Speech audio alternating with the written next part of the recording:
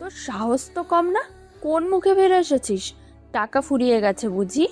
নাকি শুনলি যে রাহাত বিয়ে করছে, তাই ভাবলি কিছু উচ্ছিষ্ট জুটবে? আসসালামু আলাইকুম ছোট মা। আমি কিছু চাইতে আসিনি, ভাইয়ার বিয়ে শুধু দেখতে এসেছি।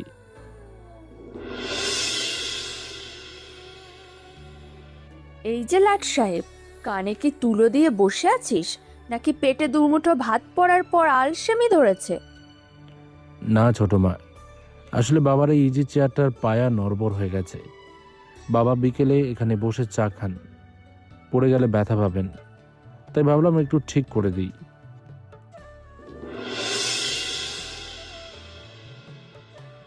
খাচ্ছি তো। আচ্ছা ইরফান ভাই খাবে না? ও দাঁড়িয়ে আছে কেন? ও ও তো কাজের লোকদের সাথে পরে খাবে। ওর জন্য রান্নাঘরে ডাল আর ভাত রাখা আছে। চোরদের কি রাজভোগ খাওয়া সাজে?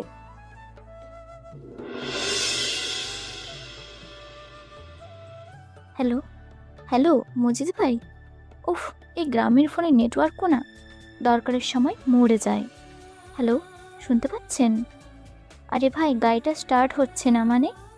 আমি মাঝরাত্রিতে ভৈরব স্টেশনে দাঁড়িয়ে থাকবো, তাও বৃষ্টির মধ্যেই।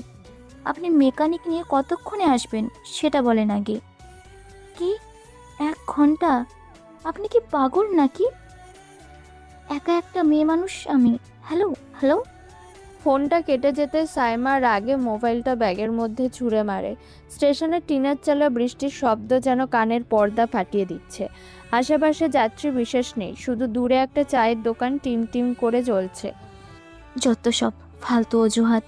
বিয়ে খেতে এসে এখন স্টেশনে মশার কামড় খাও? আল্লাহ জানে আজ কপালে কি আছে। হঠাৎ প্ল্যাটফর্মের অন্ধকার কোণ থেকে 3টে বখাটে ছেলের উদয় হয়। সাইমা আর চোখে তাকায়। ভয়ের শীতল স্রোত তার মেরুদণ্ড বেয়ে নামে। দোস্ত, আজকাল ওয়েদারটা রোমান্টিক না? দেখেন না, চাঁদের আলো নাই, কিন্তু আকাশ থেকে পানি নাই মাসে টেশনে। উফ, দেহের কি ফিগার! ঠিক কইছস ম্যাডাম। একা একা ভিজতেছেন কেন? আমার লগে চলেন, চা খাওয়াই। বৃষ্টিতে চা খাইতে জোশ লাগে। মুখ সামলে কথা বলেন, আমি পুলিশ ডাকবো কিন্তু। পুলিশ তো এখন ঘুমাইতেছে ম্যাডাম। আমাকে লগে একটু গল্প করবেন না? একা একা বোর হইতেছে তো।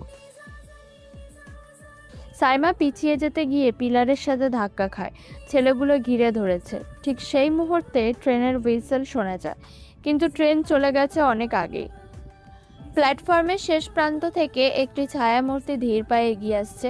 তার হাতে জ্বলন্ত একটা লাইটার, যেটা সে বারবার জ্বালাচ্ছে আর নেভাচ্ছে। তার নাম ইরফান। সে এসে দাঁড়ায় ঠিক সাইমা আর বখাটেদের মাঝখানে। এটা কেডা রে? হিরো আইতেছে মনে হয়। ওই বেটা যাবাক, নইলে পকেটে সব রাইখা প্যান্ট খুইলা দিমু।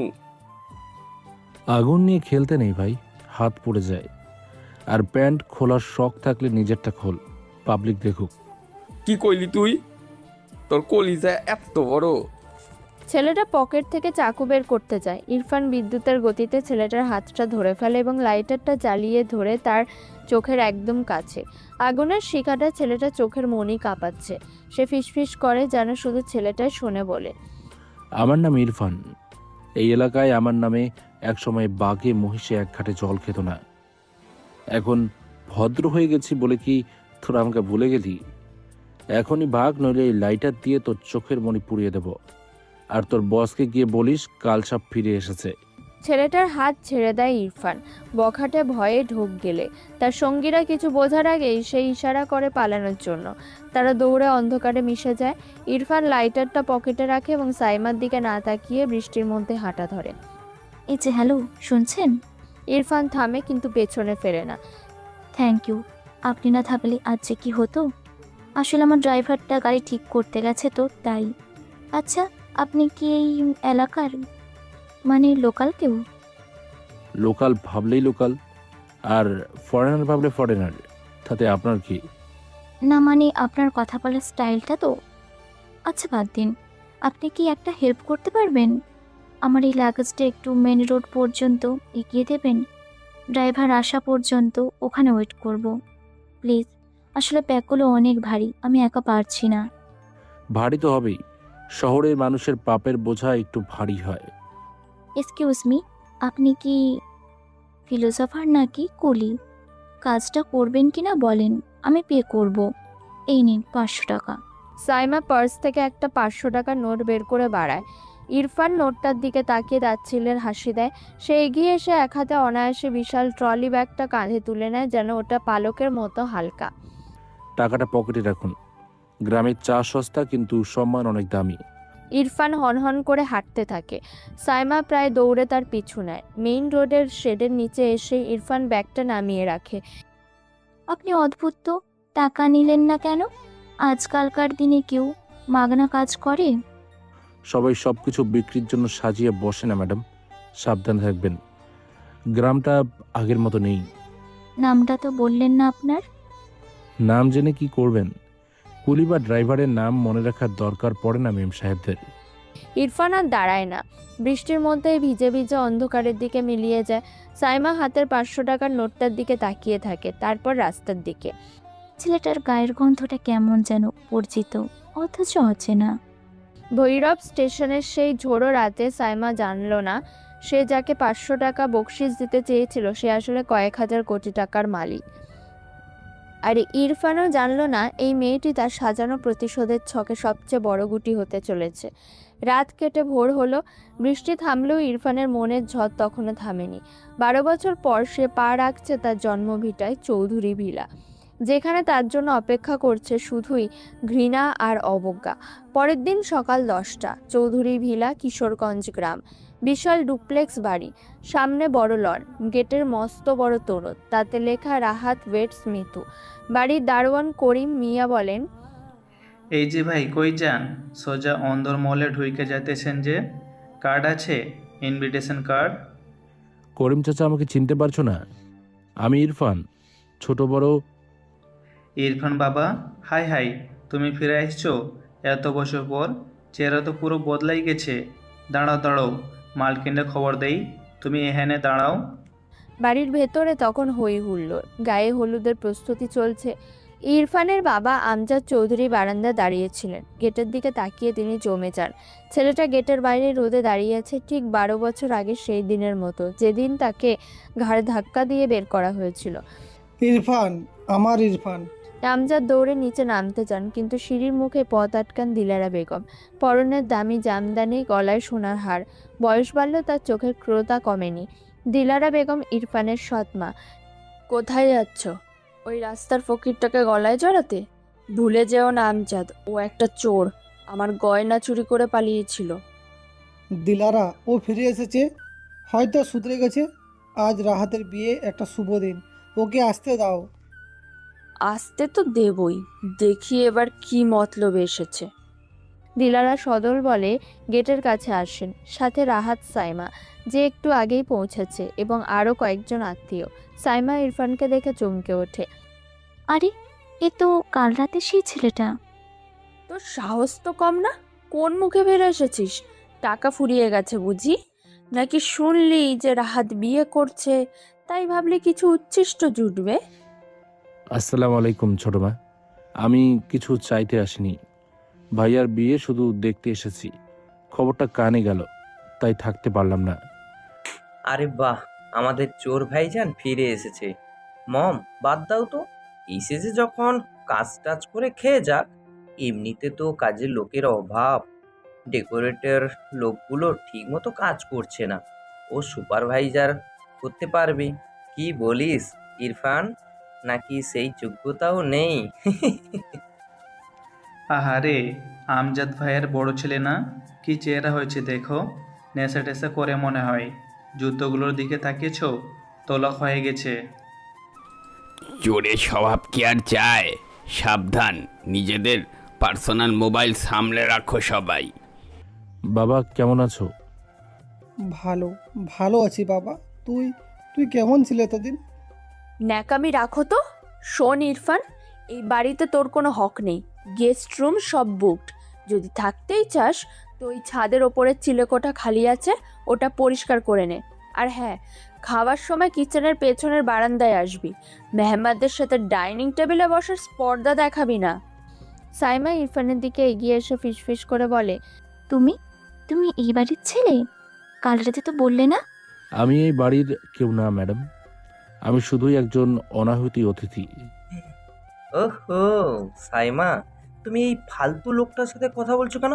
এসো, তোমাকে আমার বন্ধুদের সাথে পরিচয় করিয়ে দিই, চলো। রাহাত সাইমার হাত ধরে টেনে নিয়ে যায়। যাওয়ার সময় সাইমা বারবার পেছনে ফিরে তাকায়। ইরফান তখনও গেটের কাছে দাঁড়িয়ে। তার বাবা আমজাদ চৌধুরী একবার ছেলের মাথায় হাত রাখতে চান, কিন্তু দিলারার চোখের ইশারায় হাত গুটিয়ে নেন। ইরফান বাবার এই অসহায়ত্ব দেখে মুচকি হাসে। হাসিটা করুণ, কিন্তু তার আড়ালে লুকিয়ে আছে বারুদ। অপমানের বিষ ইরফান হজম করে নিল অমৃতের মতো। কারণ সে জানে শিকারি যখন শিকার ধরে তখন সে শব্দ করে না। সবার চোখের আড়ালে, উৎসবের রোশনাই থেকে অনেক দূরে ইরফান পা বাড়ালো তার এক সময়ের আশ্রয়স্থল, ছাদের সেই অন্ধকার ঘরটির দিকে। মাঝখানের কয়েক ঘন্টা ইরফান সেই ঘর পরিষ্কার করলো, ঠিক যেমন 12 বছর আগে করত। কিন্তু এবার তার হাতে ঝাড়ু থাকলেও মনে ছিল সাম্রাজ্য উল্টে দেওয়ার পরিকল্পনা। দুপুর 2টা। ইরফান ঘরের দরজাটা ধাক্কা দিতে ক্যাচক্যাচ শব্দে খুলে যায়। ভ্যাপসা গন্ধ আর ধুলোর মেঘ তাকে স্বাগত জানায়। ঘরের এক কোণে মাকড়সার জাল, ছাদ থেকে পলেস্তারা খসে পড়ছে। ইরফান ভেতরে ঢোকে, তার দামি টি শার্টটা ধুলোয় ধূসর হয়ে যায়। Welcome home mister CEO. Skyland গ্রুপের এয়ার কন্ডিশন অফিস থেকে সোজা মাকড়সার রাজ্যে, নট ব্যাড। সে জানালার কাছে গিয়ে দাঁড়ায়। এখান থেকে পুরো বাড়িটা দেখা যায়। নিচে প্যান্ডেল সাজানো হচ্ছে, সানাই বাজছে। ইরফান পকেট থেকে এক প্যাকেট সস্তা বিড়ি আর দেশলাই বের করে। একটা বিড়ি ধরিয়ে ধোঁয়া ছাড়ে। হঠাৎ তার নজর পড়ে খাটের নিচে একটা পুরনো জং ধরা ট্রাঙ্ক। ইরফান বিড়িটা ফেলে দিয়ে ট্রাঙ্কটা টেনে বের করে। তালাটা ভাঙা। ডালা খুলতেই ন্যাপথলিনের গন্ধ নাকে আসে। ভেতরে কিছু পুরনো কাপড়, একটা দোয়াত কলম আর একেবারে নিচে একটা লাল বেনারসি শাড়ি। তার মায়ের বিয়ের শাড়ি এটা। মা, শাড়িটা তুলে নেয় সে। শাড়িটার ভাঁজে ভাঁজে যেন মায়ের গায়ের গন্ধ লেগে আছে। ইরফান শাড়িটা বুকে জড়িয়ে ধরে ধপ করে মাটিতে বসে পড়ে। এতক্ষণ যে পাথরের মতো শক্ত মানুষটাকে দেখা যাচ্ছিল সে হঠাৎ ভেঙে চুরমার হয়ে যায়। মা, ওরা তোমাকে বাঁচতে দেয়নি। আমি জানি তোমার অসুখ ছিল না, ওরা তোমাকে তিলে তিলে মেরেছে। আমি ফিরে এসেছি মা। 12 বছর আমি শুধু এই দিনটার জন্য বেঁচেছিলাম। ওরা আমার থেকে আমার শৈশব কেড়ে নিয়েছে, তোমাকে কেড়ে নিয়েছে, বাবার ভালোবাসা কেড়ে নিয়েছে। আমি সব সুদে আসলে ফেরত নেব। এই শাড়ি ছুঁয়ে কসম করছি মা, দিলারা বেগমের ওই অহংকার প্রাসাদ আমি ধুলোয় মিশিয়ে দেব। কিন্তু কিন্তু আগে আমাকে জানতে হবে আসল সত্যটা। বাবা কেন চুপ ছিল? বাবা কি জানতো, নাকি বাবাও? দরজায় টোকা পড়ে। ইরফান দ্রুত শাড়িটা ট্রাঙ্কে ঢুকিয়ে দেয়। বাইরে কেউ নেই, শুধু একটা বিড়াল দেওয়াল টপকে চলে গেল। ইরফান ঘড়ি দেখে, বিকেল হয়ে আসছে। তার পুরনো দোস্তদের সাথে দেখা করার সময় হয়েছে। স্মৃতির ধুলো ঝেড়ে ইরফান প্রস্তুত হলো তার পরবর্তী পদক্ষেপের জন্য। এই বাড়ি এখন উৎসবের আমেজে মাতোয়ারা, কিন্তু কেউ জানে না তাদের মাথার ওপর ছাদের এই ছোট্ট ঘরে বসে কেউ একজন তাদের পতনের ব্লুপ্রিন্ট আঁকছে। বিকেল গড়িয়ে সন্ধ্যা নামার আগে ইরফান চুপি চুপি বাড়ি থেকে বের হলো। গন্তব্য গ্রামের নদীর পাড়, যেখানে তার ফেলে আসা শৈশব অপেক্ষা করছে। মেঘনা নদীর পাড়, পুরনো বটতলার ঘাট। জায়গাটা বেশ নির্জন। এখানে দাঁড়িয়ে আছে ইরফানের 2 বন্ধু। রনি, গ্রামের মুদির দোকানদার, সহজ সরল লুঙ্গি আর ফতুয়া পরা। কাজল, মেকানিক, হাতে কালিঝুলি মাখা। কিরে কাজল, ইরফানের আইতে আর কতক্ষণ লাগবো? সেই কখন থেইকা বইসা আছি। ও কি আমাগো চিনবো? শুনছি বড়লোকদের মেমোরি লস হয়। চুপ কর তো, ইরফান তেমন পোলা নয়, আমি ওরে চিনি। ওই দেখ, কে যেন আসছে। ইরফান দূর থেকে হেঁটে আসছে। রনি আর কাজল দৌড়ে গিয়ে তাকে জড়িয়ে ধরে। 3 জন মিলে এক অদ্ভুত আবেগী মুহূর্ত তৈরি হয়। কেউ কিছু বলে না কিছুক্ষণ, শুধু পিঠ চাপড়ে দেয়। শালা, তুই আইসস শেষমেশ। আমরা তো ভাবছিলাম তুই মইরা গেছস বা বিদেশে জেলে পস্তাছস। মরলে তো ভূত হয়ে আসতাম। তা তোদের এই অবস্থা কেন? রানী, তুই এখনো সেই লুঙ্গি পরে আছিস? আর কাজল, তোর হাতে মোবিল না মাখলে কি ভাত হজম হয় না? আরে হুর, মোবিল হইল আমার পারফিউম, কিন্তু তুই তো পুরোই হিরো হইয়া গেছস রে। যদিও জামা কাপড় তো আমাগো থেক্কায় খারাপ। ঘটনা কি, তুই নাকি কোটিপতি হইছস, গ্রামের রিউমার আছে, তাইলে এই ফকিরের বেশে কেন তুই? আস্তে কথা বল, দেয়ালেরও কান আছে। শোন, আমি কে কি করি সেসব এখন জানার দরকার নেই। তোরা শুধু এইটুকু জান, আমি শুধু বিয়ে খেতে আসিনি, একটা মিশনে এসেছি। মিশন? মারামারি করবি নাকি? তাহলে বল, পাড়ার পোলাপান রেডি করি। না রে গাধা, বুদ্ধি দিয়ে লড়তে হবে। তোরা আমাকে একটা ইনফরমেশন দে। আমার মায়ের মৃত্যুর সময় যে নার্সটা ছিল, রাহেলা খালা, উনি কোথায় এখন? রাহেলা খালা? উনি তোর মায়ের মরণের 2 দিন পরেই গ্রাম ছেড়া পালাইছে।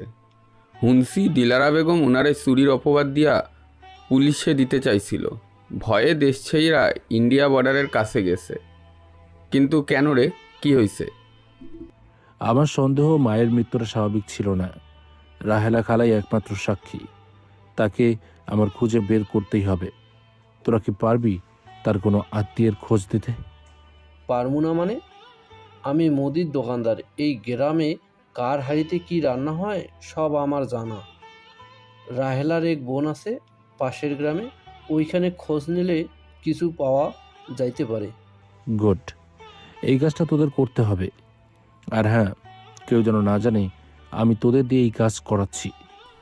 চিন্তা করিস না দোস্ত, কিন্তু একটা কথা ক, তুই কি বিয়া করছস নাকি এখনো আমাগো মতো সিঙ্গেল ক্লাবের মেম্বার? বিয়ে করার সময় কই, জীবনটাই তো যুদ্ধক্ষেত্র হয়ে গেল। আরে ধর, যুদ্ধ বাদ দে। মনে আছে ছোটোবেলায় ওই নদী থাইকা আমরা তরমুজ চুরি কইরা খাইছিলাম? আর ওই যে রহিম চাচার বাগান থেকে আম চুরি করতে গিয়া তুই তোর ন্যাংটা হইয়া পালাইছিলি, কুকুর যখন প্যান্ট ধইরা টান দিছিল? তিনজন উচ্চস্বরে হেসে ওঠে। ইরফান অনেক দিন পর এমন মন খুলে হাসলো। চুপ কর শয়তান, ওটা কুকুর ছিল না, রহিম চাচার ছাগল ছিল। ছাগল হোক আর পাগল হোক, তুই দৌড় দিছিলি সেই রকম। আচ্ছা দোস্ত, একটা সিরিয়াস কথা, তুই কি এইবার থাকবি নাকি কাজ শেষ কইরা আবার উধাও দিবি? জানি না রে, তবে যাওয়ার আগে আবর্জনা পরিষ্কার করে দিয়ে যাব, যাতে তোরা শান্তিতে থাকতে পারিস। দিলারা বেগম গ্রামের অনেক জমি দখল করেছে, তাই না? হ, আমাগো শেষ সম্বল ধানি জমিটা নিয়ে আনেছে সুদের টাকার দেয়। আমরা এখন ওনার দয়ায় বাইসা আছি। আর দয়া নয়, এবার বিচার হবে। তোরা শুধু আমার সাথে থাকিস। ইরফান পকেট থেকে 2 বান্ডিল টাকা বের করে রনি আর কাজলের হাতে গুঁজে দেয়। এইটা কি, টাকা দিচ্ছিস কেন? আমরা কি তোর কাছে টাকা চাইছি? এটা বন্ধু হিসেবে না, আমার সোর্স হিসেবে তোদের পারিশ্রমিক। রাখ, কাজে লাগবে। আর রনি, তোর দোকানের বাকি সব আমি শোধ করে দেব। এখন বাড়ি যা, কেউ দেখলে সন্দেহ করবে। ইরফান বন্ধুদের বিদায় দিয়ে আবার একা হয়ে যায়। সূর্য ডুবে গেছে। নদীর কালো জলে এখন চৌধুরী ভিলার আলোকসজ্জার প্রতিবিম্ব পড়ছে। ইরফান জানে আসল খেলা এখন শুরু হবে। বন্ধুদের বিদায় দিয়ে ইরফান যখন বাড়িতে ফিরছিল, তখন তার মস্তিষ্কে প্রতিশোধের ছক আর হৃদয়ে বন্ধুত্বের উষ্ণতা দুটোই কাজ করছিল। কিন্তু সে জানতো না বাড়িতে তার জন্য অপেক্ষা করছে এক নতুন নাটক, যেখানে সায়মা এক অপ্রত্যাশিত ভূমিকা পালন করতে চলেছে। বিয়ের বাদ্যি বাজছে, কিন্তু ইরফানের জীবনে বাজছে যুদ্ধের দামামা। পরের দিন সকাল 10:30, পুরো চৌধুরী বাড়ি আজ সরগরম। উঠোনে বিশাল প্যান্ডেল টাঙানো হচ্ছে। হলুদ আর কমলা রঙের গাঁদা ফুলের গন্ধে বাতাস ভারী হয়ে আছে। একপাশে ডেকোরেটরের লোকেরা বাঁশ আর কাপড় নিয়ে দৌড়াদৌড়ি করছে। দিলারা বেগম বারান্দায় দাঁড়িয়ে চিৎকার চেঁচামেচি করছেন, তার হাতে একগুচ্ছ পান, মুখে বিরক্তি। এই মজিদ, তোদের কাজ কি কচ্ছপের গতির মতো হবে? আর 2 ঘন্টা পর মেহমান আসা শুরু করবে। স্টেজ এখনো সাজানো হয়নি কেন? টাকা কি আমি গাছে ফলাই? খালা আম্মা, মানুষ কম, 2 জন লেবার আসে নাই, আমরা চেষ্টা করতেছি। চেষ্টা ধুয়ে কি আমি পানি খাবো নাকি? যা কাজ কর। দিলারা বেগম গটগট করে নিচে নেমে আসেন। সিঁড়ির নিচে ইরফান দাঁড়িয়েছিল। সে এক মনে একটা পুরনো কাঠের চেয়ার মেরামতের চেষ্টা করছিল, যেটা আমজাদ সাহেবের খুব প্রিয়। দিলারা তাকে দেখেই জ্বলে ওঠেন। এই যে লাট সাহেব, কানে কি তুলো দিয়ে বসে আছিস, নাকি পেটে দুমুঠো ভাত পড়ার পর আলসেমি ধরেছে? না ছোট মা, আসলে বাবার এই ইজি চেয়ারটার পায়া নড়বড় হয়ে গেছে। বাবা বিকেলে এখানে বসে চা খান, পড়ে গেলে ব্যথা পাবেন, তাই ভাবলাম একটু ঠিক করে দিই। ভাবলাম? তোর ভাবনার গুষ্টি কিলাই। তোর বাপের চেয়ার ঠিক করার জন্য মিস্ত্রি আছে।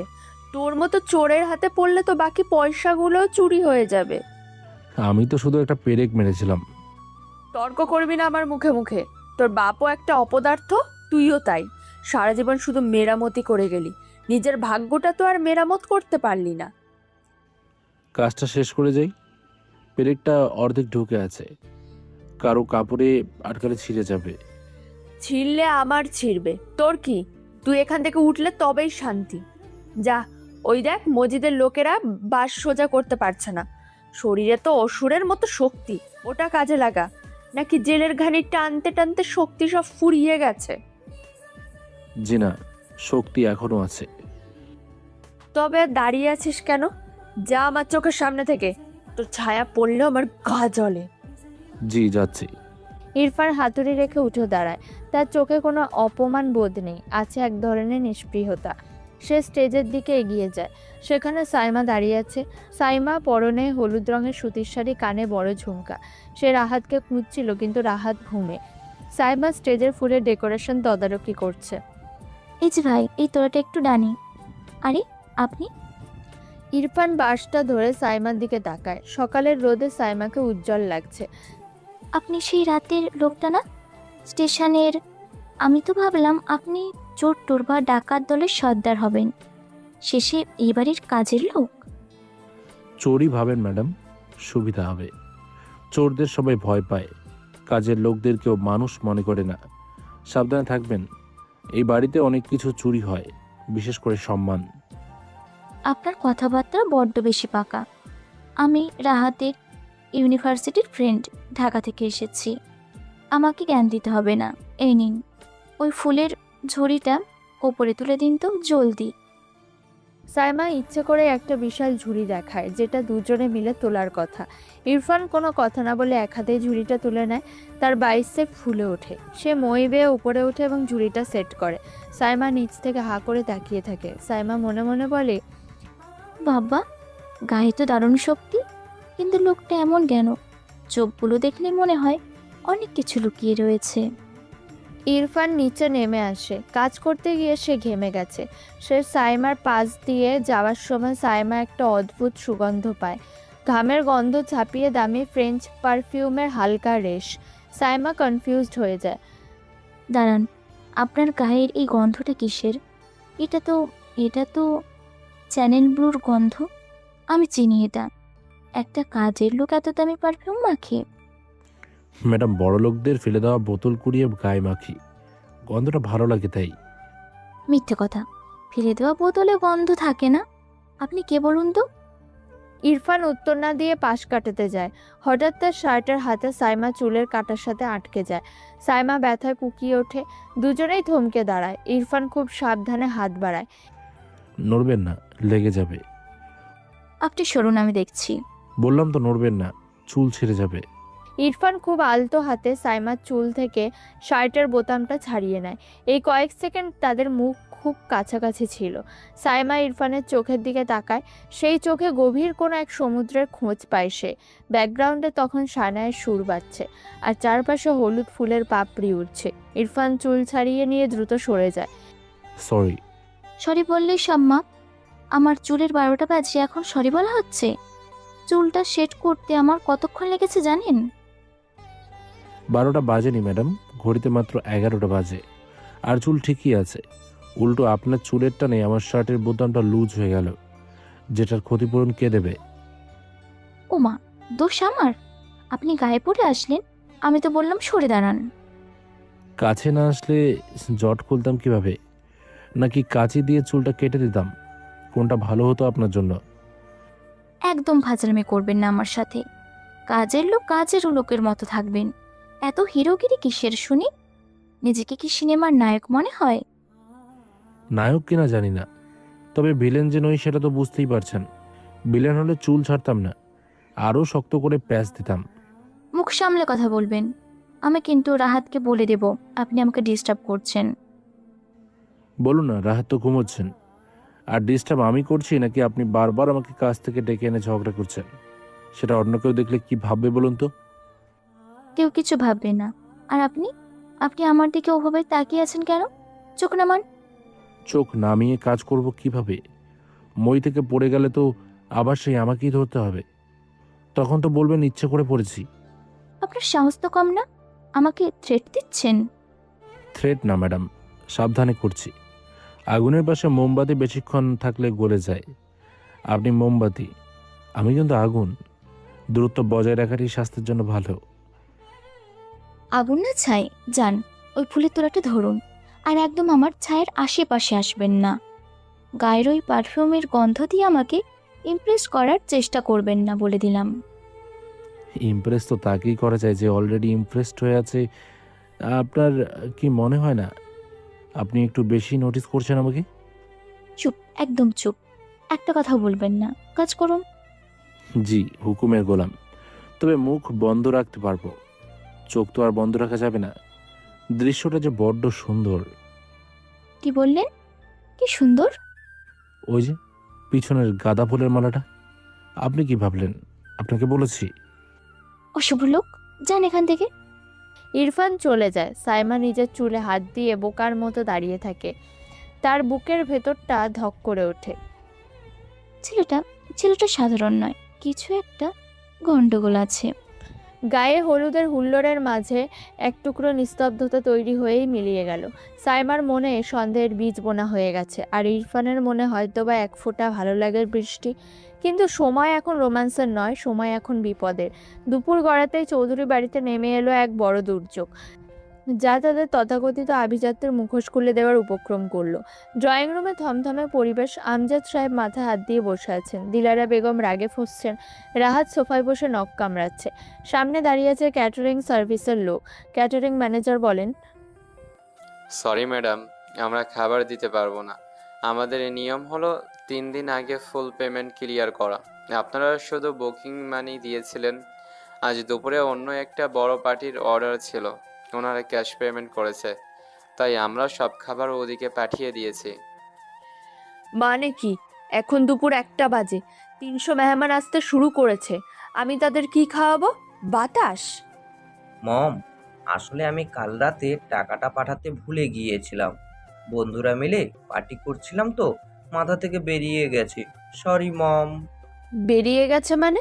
তোর বাপের টাকা কি খোলাম কচি? এখন মান সম্মান যা থাকে তা তো যাবেই, উল্টো লোকে থুতু দেবে। আমজাদ, তুমি কিছু একটা করো, বসে বসে ঝিমোচ্ছ কেন? আমি কি করব দিলারা? এখন এত শর্ট টাইমে কে রাঁধবে? গ্রামের বাবুর্চিও তো পাওয়া যাবে না। আন্টি, আমরা কি অনলাইন থেকে অর্ডার করতে পারি? কিন্তু এতগুলো খাবার। তুই থাম তো মেয়ে, ঢাকার বুদ্ধি এখানে ফলাতে আসবি না। হায় হায় রে, এখন আমি মুখ দেখাবো কি করে? ইরফান ড্রয়িং রুমের দরজার আড়ালে দাঁড়িয়ে সব শুনছিল। তার মুখে একটা বাঁকা হাসি ফুটে ওঠে। সে নিঃশব্দে সেখান থেকে সরে গিয়ে নিচতলার বাথরুমে ঢোকে। পকেট থেকে তার সিকিউরড স্যাটেলাইট ফোন বের করে কল লাগায়। Hello Miraj, it's me. শোন না, আমার লোকেশন ট্র্যাক কর। কিশোরগঞ্জের ভৈরব রোডের মাথায় স্টার ভিউ হোটেল বা আশেপাশের বেস্ট হোটেল যেটা আছে, ইমিডিয়েটলি কন্ট্যাক্ট কর। স্কাইল্যান্ড গ্রুপের নাম বলবি। 300 লোকের ভিআইপি লাঞ্চ প্যাকেট। মেনু হবে কাচ্চি, রোস্ট আর বোরহানি। সময় 45 মিনিট। বিল যা আসে ডবল পে করবি। আর শোন, হোটেলের ম্যানেজার যেন আমার বাবার নাম্বারে ফোন করে বলে এটা তাদের ভুল ছিল এবং কম্পেনসেশন হিসেবে গিফট পাঠাচ্ছে। আমার নামে যেন না আসে। Do it now. ফোন কেটে ইরফান বেসিনের মুখে পানি দেয়। আয়নায় নিজেকে দেখে সে বিড়বিড় করে, খেলা তো কেবল শুরু হয়ে যান। তোমার বলের মাসুল আমি দেব, কিন্তু ক্রেডিটটা আমি নেব না, কারণ আমি চাই তোমরা আরও নিচে নামো। মাত্র 10 মিনিটের ব্যবধান। ড্রয়িং রুমে যখন কান্নাকাটির উপক্রম, ঠিক তখনই আমজাদ সাহেবের ফোন বেজে উঠল। ফোনের ওপাশ থেকে যা শোনা গেল তাতে সবাই ভূত দেখার মতো চমকে গেল। দিলারা দ্য গ্র্যান্ড সুলতান থেকে ফোন করেছিল। ওরা বলছে ওদের সিস্টেম ভুল ছিল, ওরা নাকি আমাদের অর্ডার মিস করেছে। ভেবে খুব লজ্জিত। তাই ওরা স্পেশাল ভিআইপি খাবার পাঠাচ্ছে, সাথে ডেজার্টও। আর এর জন্য কোনো টাকা নেবে না, এটা নাকি কোম্পানি পলিসি। ওয়াও, দেখলে মম, আমার লাক কত ভালো। আমি টাকা পাঠাইনি বলেই তো ওরা ফ্রিতে দিচ্ছে। আমি তো বস। হবে না? চৌধুরী বাড়ির নাম শুনলে বাঘে মহিষে এক ঘাটে জল খায়। ওরা নিশ্চয় জেনেছে এটা কার বাড়ি। সাইমা, দেখলি তো আমাদের পাওয়ার। জি আন্টি, অদ্ভুত তো। সাইমা আর চোখে বাথরুমের দরজার দিকে তাকায়। ইরফান ঠিক তখনই দরজা খুলে বেরোয়। তার ঠোঁটের কোণে সেই রহস্যময় হাসি। সাইমার দিকে চোখ পড়তে ইরফান চোখের পলক ফেলে ইশারা করে, যেন বলল সব ঠিক আছে। সাইমা শিউরে ওঠে। তার বুঝতে বাকি থাকে না যে এই জাদুকরী সমাধান রাহাতের ভাগ্যে নয়, ওই অবহেলিত ছেলেটার ইশারায় হয়েছে। কিন্তু কেন আর কিভাবে? দুপুরের সংকট কাটলো এক অদৃশ্য জাদুকরের ছোঁয়ায়। সবাই যখন বিরিয়ানির গন্ধে মাতোয়ারা, ইরফান তখন নিজের ঘরে শুকনো রুটি চিবোচ্ছিল, কিন্তু তার চোখে ছিল তৃপ্তির ঝিলিক। দিন গড়িয়ে রাত এলো, চাঁদ উঠলো আকাশে, আর চৌধুরী বিলার ছাদ হয়ে উঠলো এক নিষিদ্ধ রোম্যান্সের সাক্ষী। রাত 2টা। বিয়ে বাড়ির কোলাহল এখন কমে এসেছে, গেস্টরা সব ঘুমিয়ে। সাইমার চোখে ঘুম নেই, গরমে আর মশার অত্যাচারে সে অতিষ্ঠ। সে ধীর পায়ে সিঁড়ি বেয়ে ছাদে উঠে আসে। ছাদে চাঁদের আলোয় সবকিছু মায়াবী লাগছে। সে দেখে ছাদের এক প্রান্তে পানির ট্যাঙ্কের পাশে কার্নিশে বসে আছে ইরফান। তার পরনে শুধু একটা জিন্স, গায়ের শার্টটা খোলা, বাতাসের ঝাপটায় তার শার্টটা উঠছে। আপনি এখানে একা? ইরফান চমকে পেছনে তাকায় না, সে একদৃষ্টে আকাশের দিকে তাকিয়ে থাকে, তার হাতে জ্বলন্ত বিড়ি। ছাদটা তো আমারই ডেরা ম্যাডাম, আপনি বরং নিচে যান, এখানে ভূত প্রেত থাকে। আমি ভূতে ভয় পাই না, আর মানুষ তো ভূতের চেয়েও ভয়ঙ্কর হয়, তাই না? সাইমা ইরফানের পাশে এসে বসে। চাঁদের আলোয় ইরফানের খোলা বুকের ওপরে দাগগুলো স্পষ্ট দেখা যাচ্ছে। চাবুকের দাগ পুরনো কিন্তু গভীর। সাইমা শিউরে ওঠে। ও আল্লাহ, আপনার বুকে এইগুলো কিসের দাগ? কেউ কি মেরেছে? এগুলো এগুলো হলো ভালোবাসার স্মৃতিচিহ্ন। আমার ছোট মা আমাকে খুব ভালোবাসতেন, তো তাই ছোটবেলায় আদর করে এগুলো উপহার দিয়েছিলেন, যাতে বড় হয়ে তাকে ভুলে না যাই। ছি, একজন মানুষ এতটা নিষ্ঠুর হতে পারে? আর আপনি আপনি এখনও তাদের সাথেই আছেন, কেন প্রতিবাদ করেন না? অবহেলিতদের গলার স্বর কেউ শোনে না সাইমা, তাদের শুধু সয়ে যেতে হয়। আর প্রতিবাদ সময় হলে সেটাও হবে। সাইমা ইরফানের নামটা শুনে চমকে যায়। ইরফান এই প্রথম তার নাম ধরে রেখেছে। আপনি আমার নাম জানেন? যারা অন্তরালে থাকে তারা সব জানে। হঠাৎ বাতাস জোরে বয়। সাইমার ওড়নাটা উড়ে ইরফানের মুখে লাগে। ইরফান ওড়নাটা সরিয়ে সাইমার দিকে তাকায়। দুজনের দূরত্ব এখন মাত্র কয়েক ইঞ্চি। সাইমা মন্ত্রমুগ্ধের মতো ইরফানের বুকের সেই দগদগে ক্ষতচিহ্নটার দিকে হাত বাড়ায়। তার আঙ্গুল ইরফানের বুকে স্পর্শ করতে ইরফান কেঁপে ওঠে। ম্যাডাম, হাত সরান। ব্যথা করে এখনো? শরীরের ব্যথা মরে গেছে, কিন্তু আপনি যেখানে হাত দিচ্ছেন সেখানে অন্য আগুন জ্বলে উঠবে, সহ্য করতে পারবেন না। ইরফান আলতো করে সাইমার হাতটা ধরে। তার হাতের তালু খসখসে, কিন্তু স্পর্শটা ভীষণ উষ্ণ। সাইমার শ্বাস ভারী হয়ে আসে। সে ইরফানের চোখের দিকে তাকিয়ে থাকে। ইরফানের পৌরুষদীপ্ত চাহনি সাইমাকে যেন গ্রাস করে নিচ্ছে। ইরফান আস্তে আস্তে সাইমার দিকে ঝুঁকে আসে। সাইমা চোখ বন্ধ করে ফেলে। আগুন নিয়ে খেলবেন না। আমি ধ্বংসস্তূপের উপর দাঁড়িয়ে থাকা এক রাজা, যার কোনো রাজ্য নেই। আমার সাথে জড়ালেই শুধু পুড়বেন। পড়লে পূর্ব, কিন্তু ছাই তো হব না। ইরফান সাইমার হাতটা ছেড়ে দিয়ে দ্রুত উঠে দাঁড়ায়। সে নিজেকে সামলে নেয়। এই মেয়েটা তার দুর্বলতা হয়ে দাঁড়াচ্ছে, যেটা সে হতে দিতে পারে না। নিচে যান, কেউ দেখলে কেলেঙ্কারি হবে। আপনার বন্ধু রাহাত হয়তো এটা পছন্দ করবে না। রাহাত আমার বন্ধু, মালিক নয়। আর আমার কার সাথে কথা বলা উচিত বা অনুচিত সেটা ডিসাইড করার পারমিশন আমি কাউকে দেইনি, এমনকি আপনাকেও না। বন্ধু? মাঝরাতে বন্ধুর ভাইয়ের সাথে ছাদে গল্প করাটাকে লোকে বন্ধুত্ব বলে না ম্যাডাম, স্ক্যান্ডাল বলে। গ্রামের মানুষ, কথার উঠতে সময় লাগে না। আপনার সম্মানের কথা ভেবেই বলছি। লোকে কি বললো তাতে আমার কিছু যায় আসে না, কিন্তু আপনার খুব যায় আসে মনে হচ্ছে। আপনি কি ভয় পাচ্ছেন, নাকি আমাকে ভয় পাচ্ছেন? ভয়? যার হারানোর কিছু নেই তার আবার ভয় কিসের? আমি শুধু ভাবছি, আগুনের শিখাটা যদি মোমবাতির গায়ে লাগে তাহলে দাগটা কিন্তু মোমবাতিতেই থাকবে। আগুনের বদনাম হয় না, সে তো পোড়াতেই জানে। পূর্ব কিনা সেটা আমার ব্যাপার, কিন্তু আপনি সবসময় নিজেকে এত দূরে সরিয়ে রাখেন কেন বলুন তো? যেন কেউ আপনাকে ছুঁলেই আপনি ভেঙে যাবেন। এত কঠিন খোলস কেন পড়ে আছেন? কারণ নরম মাটি পেলে সবাই আঁচড় কাটতে চায়। খোলসটা কঠিন না হলে 12 বছর আগেই মরে যেতাম। আপনি ভুল দরজায় কড়া নাড়ছেন ম্যাডাম। এই ঘরে শুধুই অন্ধকার, এখানে জোনাকির আলোও বাজে না। মিথ্যে কথা, ভেতরে কেউ নেই। তাহলে এই যে চোখের দিকে তাকালে মনে হয় অনেক কথা জমে আছে, সেগুলো কার? তবে এই যে বুকের ধুকপুকানি, সেটাও কি মিথ্যে? আমি কিন্তু শুনতে পাচ্ছি। আপনার নিঃশ্বাসও কি মিথ্যে? ওটা ধূপপুকানি না সয়মা, ওটা সতর্কবার্তা, ওয়ার্নিং বেল। আপনি শুনছেন না, কিন্তু শোনা উচিত। এই হৃৎপিণ্ডটা পাথরের, এখানে আবেগ টাবেগের কোনো জায়গা নেই। দয়া করে যান, আমাকে আমার মতো থাকতে দিন। আর যদি না যাই, যদি সারা রাত এখানেই দাঁড়িয়ে থাকি, আমাকে ধাক্কা দিয়ে নামিয়ে দেবেন, নাকি চোর অপবাদ দিয়ে পুলিশে দেবেন, যেমনটা আপনার মা দিয়েছিলেন? ধাক্কা দিতে হবে না, ভোরের আলো ফুটলেই আপনি নিজেই পালাবেন। অন্ধকার রাতে ভূত আর গরিবের সাথে রোমান্স করা যায়, কিন্তু দিনের আলোয় তাদের চিনতে লজ্জা লাগে। কাল সকালে যখন সবাই আমাকে চোর বলে ডাকবে, তখন আপনিও মুখ ফিরিয়ে নেবেন, এটাই নিয়ম। আপনি আমাকে এতটা সস্তা ভাবেন? আমি দিনের আলোতেও আপনার পাশে দাঁড়াতে পারি। চ্যালেঞ্জ করছি, কাল সকালে আমি সবার সামনে আপনার পাশে দাঁড়াবো।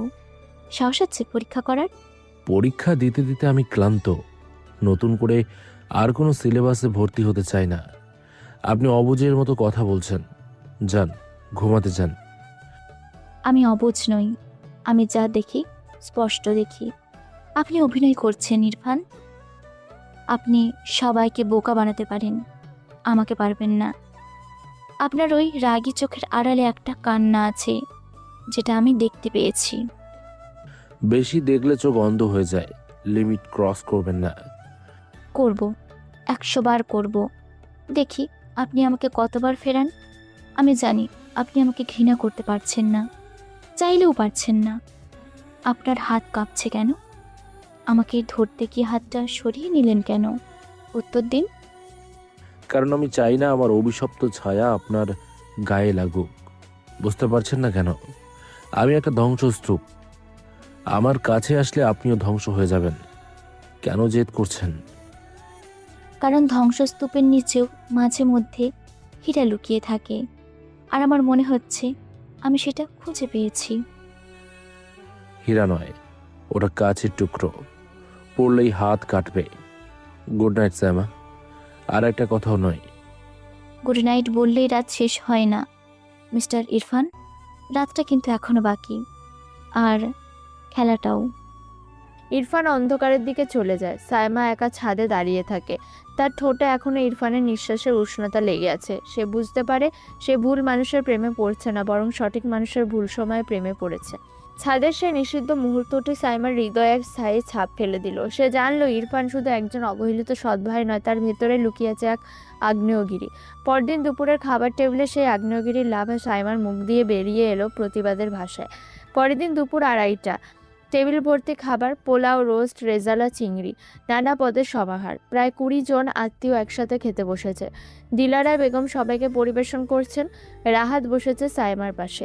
ইরফান এক কোণে দাঁড়িয়ে আছে, হাতে একটা স্টিলের প্লেট। সে অপেক্ষা করছে সবার খাওয়া শেষ হলে যদি কিছু থাকে। মম, খাবারটা জাস্ট অসম হয়েছে, কালকে সেই হোটেলের চেয়েও বেটার। সাইমা, খাও, লজ্জা পাচ্ছ কেন? খাচ্ছি তো। আচ্ছা ইরফান ভাই খাবে না? ও দাঁড়িয়ে আছে কেন? ও ও তো কাজের লোকদের সাথে পরে খাবে। ওর জন্য রান্নাঘরে ডাল আর ভাত রাখা আছে। চোরদের কি রাজভোগ খাওয়া সাজে? এই ইরফান, তুই এখানে দাঁড়িয়ে থেকে আমাদের নজর দিচ্ছিস কেন? যা রান্নাঘরে যা, এটো বাসনগুলো খালি হলে সেখানে বসে খেয়ে নিস। টেবিলে সবাই হাসাহাসি করে। আমজাদ সাহেবের হাত থেকে চামচ পড়ে যায়। তিনি মাথা নিচু করে বসে থাকেন। ইরফান কোনো কথা বলে না। সে ধীর পায়ে রান্নাঘরের দিকে হাঁটা দেয়। তার পিঠটা দেখে মনে হয় পৃথিবীর সব ক্লান্তি সেখানে ভর করেছে। আমার খাওয়া শেষ। সে কি মা, তুমি তো কিছুই খেলে না। বসো বসো। না আন্টি, আমার এখানে খুব গরম লাগছে। এসির বাতাসে আমার দম বন্ধ হয়ে আসে মাঝে মাঝে। আমি বরং রান্নাঘরে গিয়েই খাবো, ওখানে বাতাস চলাচলের ব্যবস্থা ভালো। পুরো টেবিল নিস্তব্ধ হয়ে যায়, পিন ড্রপ সাইলেন্স। রাহাত অবাক হয়ে তাকায়। সাইমা নিজের ভর্তি প্লেটটা হাতে নিয়ে গটগট করে রান্নাঘরের দিকে চলে যায়। ইরফান রান্নাঘরে মাটিতে একটা চট পেতে বসেছে। তার সামনে একটা ভাঙা প্লেটে কিছু মোটা চালের ভাত, একটু ডাল আর মাছের কাঁটা। সে লোকমা তুলে যাবে, ঠিক তখন সাইমা এসে তার হাতটা ধরে ফেলে। এটা খাবেন না। আপনি এখানে কেন? যান, টেবিলে যান। মানুষ মানুষকে এভাবে অপমান করতে পারে? আপনার বাবা বেঁচে থাকতে আপনার এই অবস্থা? সাইমা নিজের প্লেটের পোলাও আর রোস্ট ইরফানের প্লেটে ঢেলে দেয়। তারপর মাছের কাঁটাগুলো নিজের প্লেটে তুলে নেয়। করছেন কি? পাগল হলেন নাকি? হলে হয়েছি। আপনি যদি এই বাড়ির ছেলে হয়ে চাকরের মতো খেতে পারেন, তবে আমি গেস্ট হয়ে আপনার সাথে ফ্লোরে বসে খেতে পারবো না কেন? সাইমা প্লিজ, সিনকেট করবেন না, ওরা আপনাকে বের করে দেবে। দেখ বের করে, আমি রাহাতের বন্ধু হয়ে এসেছিলাম ঠিকই, কিন্তু এখন মনে হচ্ছে আমি ভুল মানুষকে বন্ধু ভেবেছিলাম। তুমি চোর হতে পারো ইরফান, তুমি ভিখারি হতে পারো, রাস্তায় পড়ে থাকা কেউ হতে পারো, কিন্তু তুমি অমানুষ নও, যেটা ওরা সবাই। আর অমানুষদের সাথে বসে খাওয়ার চেয়ে মানুষের সাথে বসে না খেয়ে থাকাও ভালো। ইরফান স্তব্ধ হয়ে যায়। 12 বছর পরে এই প্রথম কেউ তার হয়ে কথা বলল, কেউ তার পাশে বসলো। ইরফানের শক্ত চোয়ালটা একটু কাঁপে। সে সাইমার দিকে তাকিয়ে থাকে। সাইমা নিজের হাতে এক লোকমা ভাত মেখে ইরফানের মুখের সামনে ধরে। নাও খাও। হাত কাঁপছে কেন? ইরফান হা করে। সাইমা তাকে খাইয়ে দেয়। দরজার আড়াল থেকে আমজাদ সাহেব দৃশ্যটা দেখেন এবং নীরবে চোখের জল ফেলেন। কিন্তু ইরফান জানে এই এক লোকমা ভাত শুধু খাবার নয়, এটা এক যুদ্ধের শপথ। সাইমা অজান্তে ইরফানের যুদ্ধের সেনাপতি হয়ে গেল। রান্নাঘরে সে একসাথে মেঝেতে বসে এক প্লেট খাবার ভাগ করে নেবার মধ্য দিয়ে ইরফান আর সাইমার সম্পর্ক এক নতুন মোড় নিল। সাইমা জানলো না সে যাকে খাওয়াচ্ছে সে আসলে পুরো দেশকে খাওয়াতে পারে, কিন্তু ইরফান জানলো তার সাম্রাজ্যের রানী সে পেয়ে গেছে। তবে রানীকে পাওয়ার আগে রাজাকে জিততে হবে এক রক্তক্ষয়ী যুদ্ধ, যার প্রথম ধাপ শুরু হবে মায়ের মৃত্যুর রহস্য উদ্ঘাটনের মধ্য দিয়ে। পরের দিন সন্ধ্যা 7:30। গ্রামের শেষ প্রান্তে এক পরিত্যক্ত কালী মন্দিরের পেছনের জঙ্গল। জায়গাটা লোকালয় থেকে দূরে, নিঝুম অন্ধকার। ঝিঝি পোকার ডাক ছাড়ার কোনো শব্দ নেই। বিয়ের বাড়িতে যখন সঙ্গীতের প্রস্তুতি চলছে তখন ইরফান বাড়ি থেকে লুকিয়ে বেরিয়ে এসেছে। তার ছোটবেলার বন্ধু রনি আর কাজল অনেক কষ্টে রাহিলা খালাকে খুঁজে বের করেছে। রাহিলা খালা এখন বয়সের ভারে নুবজ, ভয়ে কুঁকড়ে আছেন। ইরফান অন্ধকারের মধ্যে দাঁড়িয়ে আছে, তার সামনে রাহিলা। একটু দূরে ঝোপের আড়ালে সাইমা লুকিয়ে আছে। সে ইরফানকে সন্দেহ করে পিছু নিয়েছিল। আমাকে চিনতে পারছো রাহেলা খালা? ভালো করে তাকাও আমার দিকে। আমি সেই ছোট্ট ইরফান যাকে কোলে করে তুমি ঘুম পাড়াতে। চিনছি বাবা, চিনছি। তুমি বড় মালকিনের পোলা, কিন্তু তুমি এইখানে কেন? যাও বাবা, চইলে যাও, ওরা তোমারেও মায়েরা ফেলবো। কে মারবে? কেন মারবে? 12 বছর ধরে আমি একটা প্রশ্নের উত্তর খুঁজেছি খালা। আমার মা কি সত্যি অসুস্থ হয়ে মরেছিল, নাকি তাকে কেউ... চুপ চুপ কর বাবা, দেয়ালেরও কান আছে। ওই ডাইনিটা জানলে আমারে আর বাঁচায় রাখবো না। আমারে ইন্ডিয়া বর্ডার পার কইরা দেওয়ার কথা ছিল, কিন্তু দেয় নাই। এখানে জঙ্গলি জানোয়ারের মতো পলায়া আছি। তোমাকে সত্যিটা বলতেই হবে আজ। মা সেই রাতে বমি করছিল কেন? ডাক্তার কেন ডাকা হয়নি বলো? ওরে বাবারে, আমি পাপ করছি, টাকার লোভে চুপ আছিলাম। তোর মা মরে নাই রে বাপ, তারে মারা হইছে ছোট মালকিন দিলারা বেগম। দিলারা বেগম কি করেছিল? প্রতিদিন রাতেই তোর মায়ের খাবারে দুধের গ্লাসে উনি বিষ মেশাইতো, স্লো পয়জন, যাতে মনে হয় লিভারে সিরোসিস হয়েছে। আমি দেখছিলাম বাবা, আমি নিজ চোখে দেখেছিলাম, কিন্তু উনি কইছিল আমি মুখ খুললে তোরেও বিষ দিয়া মায়েরা ফেলাইব। তোর বাবার জানের ভয় দেখাইছিল তোর মারে, তাই তোর মা সব যায় নাও ওই বিষের গ্লাস মুখে তুলত, শুধু তোরে বাঁচানোর লাইগা। ইরফানের হাত থেকে রাহিলার হাত খসে পড়ে। ইরফান স্তব্ধ হয়ে যায়। তার মায়ের মৃত্যুর এই বিভৎস বর্ণনা শুনে তার শরীরে রক্ত হিম হয়ে আসে। তার চোয়াল শক্ত হয়ে যায়, চোখের মনি দিয়ে যেন আগ্নেয়গিরির লাভা বের হচ্ছে। মা জানতো? মা আমাকে বাঁচানোর জন্য... হ বাবা, শেষ রাতে তোর মা আমার হাত ধরে কইছিল ইরফানরে দেখা রাখিস, কিন্তু আমি পারি নাই। আমি পলাইয়া গেছিলাম। আমারে মাফ করে দে বাবা। ইরফান পকেট থেকে এক বান্ডেল টাকা বের করে। কান্না থামাও, যা হওয়ার হয়ে গেছে। এই টাকাটা রাখো। কাজল আর রনি তোমাকে আজ রাতেই বর্ডার পার করে দেবে। তুমি শুধু বেঁচে থাকো, কারণ যেদিন আমি দিলারা বেগমকে কাঠগড়ায় দাঁড় করাবো সেদিন তোমাকে সাক্ষী দিতে হবে। এত টাকা? কিন্তু বাবা, তুমি সাবধানে থাইকো। ওই মহিলা মানুষ না, শয়তান। শয়তানের দিন শেষ খালা, এবার আজরাইল এসেছে, যাও। রনি আর কাজল রাহিলা খালাকে নিয়ে চলে যায়। ইরফান একা অন্ধকারে দাঁড়িয়ে থাকে। সে আকাশের দিকে তাকিয়ে একটা দীর্ঘশ্বাস ছাড়ে। ঝোপের আড়ালে থাকা সাইমা পুরো কথোপকথন শুনতে পায়নি। বাতাসের শব্দে সে শুধু টাকা পালিয়ে যাও আর কান্নার শব্দ শুনেছে। সে দেখেছে ইরফান অনেকগুলো টাকার বান্ডিল এক বৃদ্ধার হাতে দিল। এত টাকাও পেল কোথায়? একজন সামান্য অবহেলিত ছেলে যার খাওয়ার ঠিক নেই, সে এত টাকার বান্ডিল দান করছে। আর ওই বুড়িটাই বা কে? ইরফান কি কোনো মাফিয়া গ্যাংয়ের সাথে জড়িত, নাকি সত্যিও চোর? কিন্তু চোর হলে তো টাকা নিজের কাছে রাখবে, অন্যকে দেবে কেন? ইরফান, তুমি আসলে কে? সাইমার মনে হাজারো প্রশ্ন। সে নিঃশব্দে সেখান থেকে সরে পড়ে। ইরফান কিছুক্ষণ পর চোখের পানি মুছে মুখে সেই কঠিন মুখোশটা পরে নেয়। এবার তার গন্তব্য চৌধুরী ভিলা, যেখানে তার পরবর্তী নাটক অপেক্ষা করছে। রাত 9টা। আগামীকাল বিয়ে। আজ রাতে ঘরোয়া সঙ্গীত আর ডান্স রিহার্সাল। হলরুমে মিউজিক সিস্টেম সেট করা হয়েছে। পরিবারের কাজিনরা, রাহাতের বন্ধুরা সবাই আছে। কোরিওগ্রাফার জনি খুব বিরক্ত। রাহাত কিছুতে নাচের স্টেপ তুলতে পারছে না। কোরিওগ্রাফার জনি বলে, no no no Rahat bhai, you are missing the beat. ধাতেন নাতেন বিটে পা ফেলতে হবে। আপনি তো প্যারেড করছেন, একটু রোমান্টিক হন, বডি লুজ করুন। আরে ধুর, ভাল লাগে না। আমি কি নর্তকী নাকি? টাকা দিচ্ছি, তোমরা নেচে দাও। আমি আর মিতু শুধু স্টেজে দাঁড়িয়ে পোজ দেব। আহা রাহাত, নিজের বিয়েতে একটু নাচবি না? সবাই ভিডিও করবে। চেষ্টা কর বাবা। পারছি না তো মম, আমার পায়ে ব্যথা করছে। ইরফানকে ডাকো না, ও হয়তো পারবে। সবাই একসাথে হেসে ওঠে। রাহাত পেটে হাত দিয়ে হাসে। হোয়াট? ইরফান এই খ্যাতটা নাচবে? ও তো লুঙ্গি ডান্স ছাড়া কিছুই জানে না। যোগ দা ফায়া। হাসছো কেন? ওকে একবার ট্রাই করতে দাও, আমার মনে হয় ও পারবে। ওর রিফ্লেক্স খুব ভালো। তুই থাম তো সাইমা, একটা চোরকে এনে ড্রয়িং রুম নোংরা করবি? আন্টি প্লিজ, রাত পারছে না।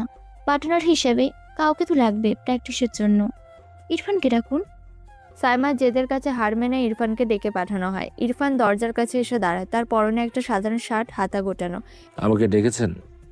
আয় আয়, শাহরুখ খান আয়। সাইমা বলছে তুই নাকি মাইকেল জ্যাকসন। এই জনি, ওকে স্টেপটা দেখাতো, দেখি বাঁদরটা কেমন নাচে। আমি নাচতে পারি না। এসব বড় লোকদের শখ আমার জন্য না। পারো না নাকি চেষ্টা করতে ভয় পাচ্ছ? স্টেশনে গুন্ডা পেটাতে পারো, আর একটু মিউজিকের তালে পা মারাতে পারবে না? আমার জন্য প্লিজ। ইরফান সাইমার চোখের দিকে তাকায়। সেই অনুরোধ উপেক্ষা করার শক্তি তার নেই। কি করতে হবে? মিউজিক প্লে করো, সোলো ওয়াল্টজ। রেডি, 1 2 3। মিউজিক শুরু হয়। প্রথমে ইরফান একটু আড়ষ্ট হয়ে দাঁড়িয়ে থাকে। সাইমা তার হাত ধরে পজিশনে আনে। সাইমার হাতের স্পর্শ পেতে ইরফানের শরীর বিদ্যুৎ স্পৃষ্টের মতো সজাগ হয়ে যায়। মিউজিকের রিদম বাড়ার সাথে সাথে ইরফানের পা নড়তে শুরু করে এবং তারপর যা ঘটে তার জন্য কেউ প্রস্তুত ছিল না। ইরফান সাইমাকে শূন্যে ভাসিয়ে একটা পারফেক্ট স্পিন করায়। তার পায়ের কাজ, বডি ল্যাঙ্গুয়েজ, চোখের এক্সপ্রেশন সবকিছু এত নিখুঁত যে মনে হচ্ছে সে কোনো ইউরোপিয়ান বলরুম থেকে প্রশিক্ষণ নিয়ে এসেছে। সাইমা নিজেও অবাক। সে ইরফানের সাথে তাল মেলাতে গিয়ে হিমশিম খাচ্ছে। সাইমা নাচতে নাচতে ফিসফিস করে বলে, তুমি তো প্রফেশনাল ডান্সারদের চেয়েও ভালো। কোথায় শিখলে?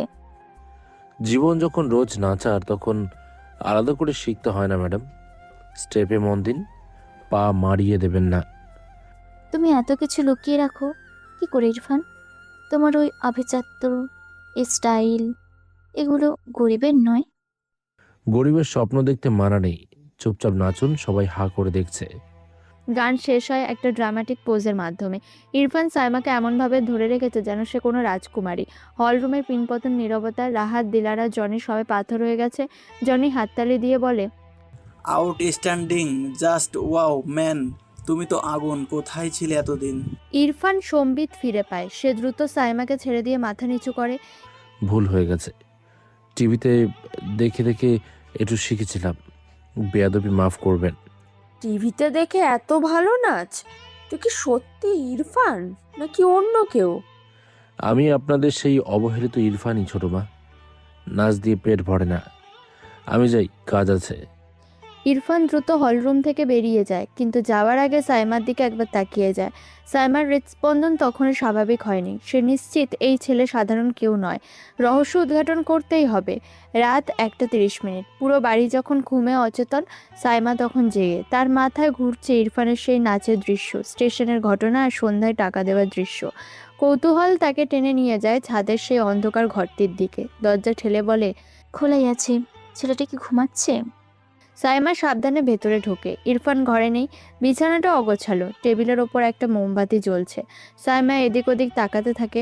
হঠাৎ তার চোখ পড়ে খাটের নিচে রাখা ইরফানের সেই পুরনো ব্যাগটার দিকে। ব্যাগের চেইনটা অর্ধেক খোলা। অন্যের ব্যাগ দেখা ঠিকই না, কিন্তু ওকে সেটা আমাকে জানতেই হবে।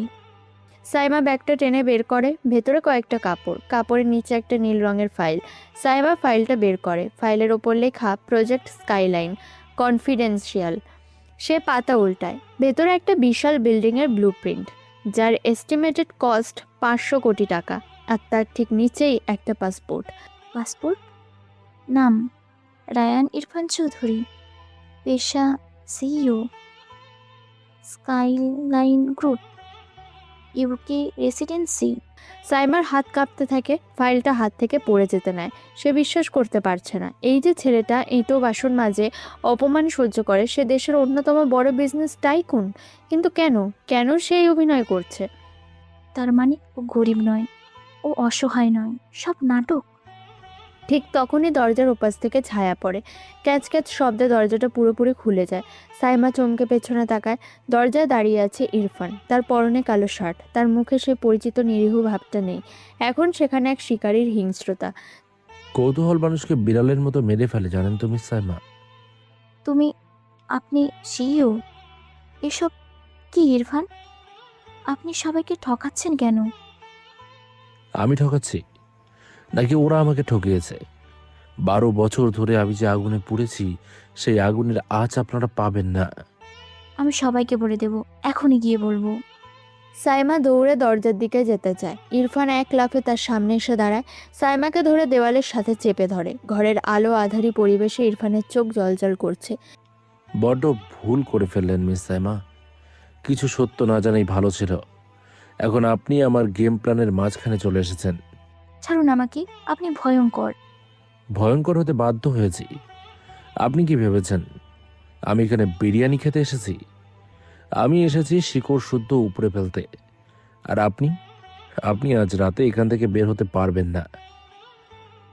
আপনি আমাকে মারবেন? মারবো কেন?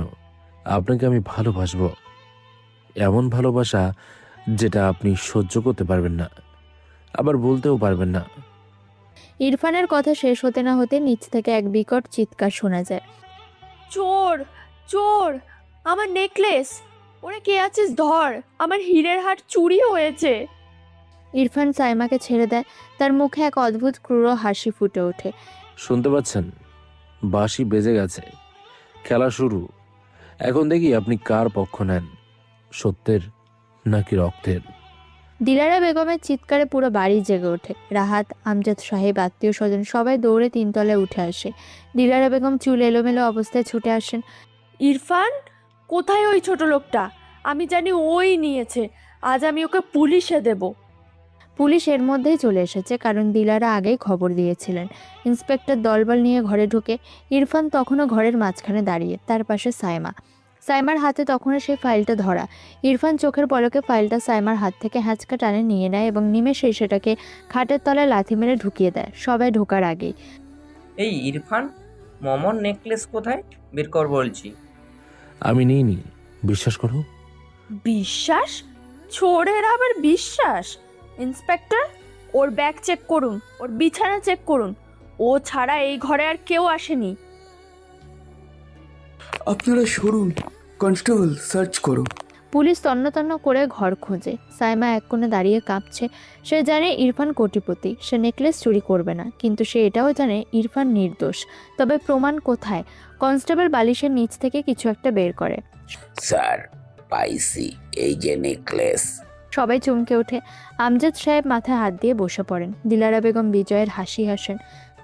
দেখেছো আমজাদ, আমি বলেছিলাম না ও চোর? বংশের রক্ত কি আর যায়? ছি ছি ছি ছি ছি ছি, নিজের ভাইয়ের বিয়েতে চুরি! তুই এত নিচু ইরফান, তোকে তো জুতা পেটা করা উচিত। বাবা, তুমিও কি বিশ্বাস করছো আমি চুরি করেছি? প্রমাণ তো সামনেই বাবা, আমি কি বলবো? চলুন মিস্টার, থানায় গিয়ে বাকি কথা হবে। হ্যান্ডকাপ পরাও। পুলিশ ইরফানের হাতে হ্যান্ডকাফ পরায়। ইরফান কোনো বাধা দেয় না। সে সাইমার দিকে একবার তাকায়। তার দৃষ্টিতে কোনো অনুরোধ নেই, আছে এক ধরনের চ্যালেঞ্জ। দেখি তুমি কি করো। বাবা, 12 বছর আগে আমাকে চোর সাজিয়ে বের করে দেওয়া হয়েছিল। আজও তাই হলো। ইতিহাস রিপিট হলো। কিন্তু মনে রেখো, সব গল্পের শেষ এক হয় না। আবার এন্ডিং আমি লিখব। চুপ কর বেয়াদব, নিয়ে যান ওকে। পুলিশ ইরফানকে টানতে টানতে সিঁড়ির দিকে নিয়ে যাচ্ছে। ইরফানকে চোর হিসেবে নিয়ে যাওয়া হচ্ছে। এই দৃশ্য সাইমা সহ্য করতে পারছে না। সে জানে ইরফানের ওই ফাইলের কথা, পাসপোর্টের কথা।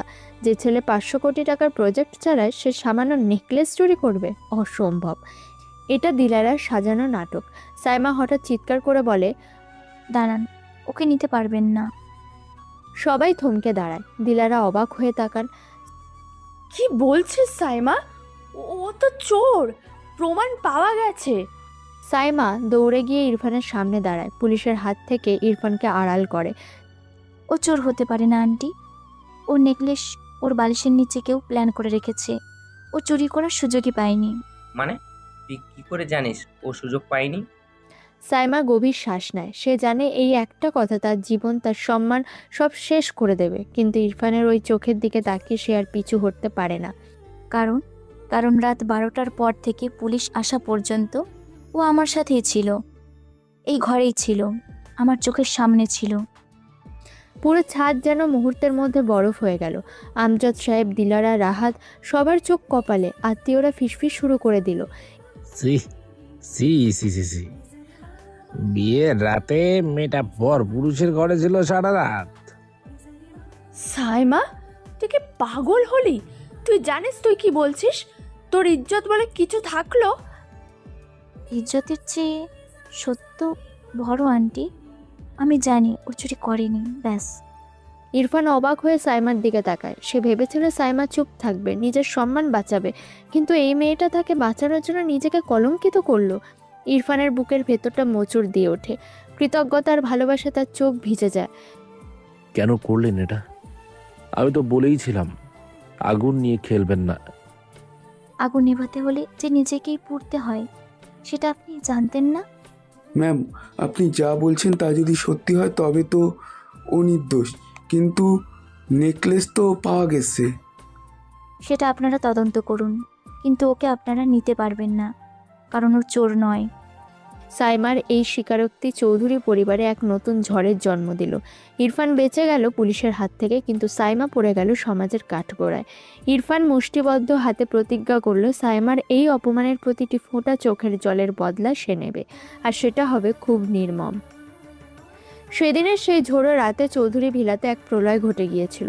বিয়ের লগ্ন তখনও শেষ হয়নি। রাহাত আর মিতুর বিয়েটা সম্পন্ন হয়েছিল ঠিকই, কিন্তু সেই বিয়ের সানাইয়ের সুর চাপা পড়ে গিয়েছিল কেলেঙ্কারির চিৎকারে। ইরফান যখন চুরির অপবাদ মাথায় নিয়ে পুলিশ বা বাড়ির লোকজনের ধরাছোঁয়ার বাইরে চলে যায়, তখন সাইমা সবার সামনে বুক চিতিয়ে দাঁড়িয়েছিল। সে স্বীকার করেছিল যে ইরফান নির্দোষ এবং সারা রাত ইরফান তার সাথেই ছিল। সাইমার এই সত্য স্বীকারোক্তি কাল হলো তার জন্য। রক্ষণশীল সমাজ আর সাইমার বাবা মা এটাকে মেনে নিতে পারেননি। একটা চোর ও অবহেলিত ছেলের সাথে সারা রাত ছাদে কাটানোকে তারা চরিত্রহীনতা বলে দাগিয়ে দিলেন। চৌধুরী বাড়ি থেকে সাইমাকে অপমান করে বের করে দেওয়া হলো। এমনকি ঢাকায় ফিরে নিজের বাবা মাও তাকে ত্যায্য করলেন। যে মেয়েটা ছিল বাবার আদরের দুলালি, সে এক রাতেই হয়ে গেল নিরাশ্রয়। গত 1 মাস ধরে সাইমা ঢাকার এক সস্তা সাবলেট বাসায় থেকে টিউশনি আর চাকরির ইন্টারভিউ দিয়ে টিকে থাকার সংগ্রাম করছে। তার গয়নাগাটি বিক্রি করে ভাতের চাল জোগাড় করতে হচ্ছে। অন্যদিকে ইরফান সেই রাতে পালিয়ে যায়নি, বরং ফিরে এসেছিল তার নিজের সাম্রাজ্যে। গ্রাম থেকে বের হয়েই সে তার পুরনো খোলস ছেড়ে ফেলে দেয়। ছেঁড়া টি শার্ট পরা ইরফান মুহূর্তে রূপান্তরিত হয় স্কাইলাইন গ্রুপের প্রতাপশালী সিইওতে।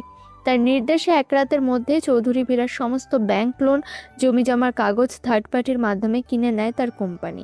রাহাতের বিয়ের খুশির রেশ কাটতে না কাটতেই শুরু হয় অভাবের তাড়না।